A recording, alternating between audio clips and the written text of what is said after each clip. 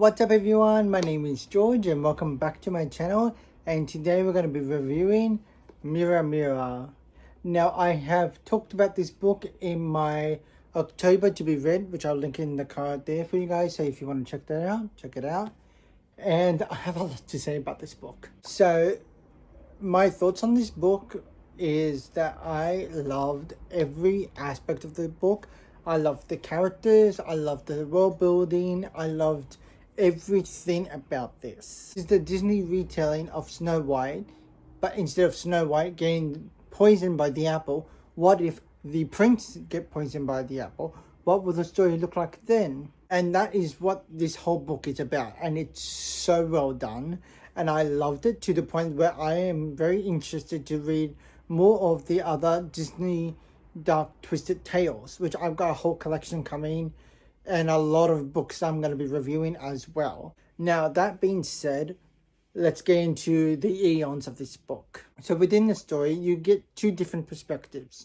You get the Evil Queen's perspective and Snow's perspective, and you follow these two characters for the entire story, and it builds such a good rhythm that you get to see what happens next, and as the story unfolds you learn so much more information and lore about these characters and about the world they live in. It's primarily focused on the characters than the world, but it builds in certain aspects of the world that felt so Disney-like. So the best way I can describe this book for anyone who has not read the book is that it is a combination of the Grimm brothers Snow White version and the Disney Snow White version as well combined.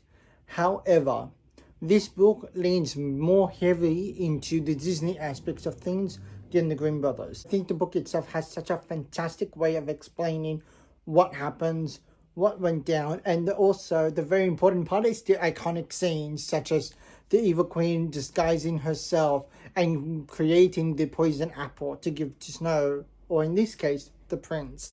And it has those very iconic moments, and just because I know the basics and you know the basics, this does not mean that the book is going to be written exactly as you've seen already, which it does, but you get more insight and a different interpretation of what actually went down with the main characters, which I think is such a brilliant thing to do. So it's a 5 out of 5 and a 10 out of 10. I cannot see any flaws with this book. I've recently learned and been asked to do more 10-star ratings because they will give more of a concise answer into book depth and characters and all that sort of stuff.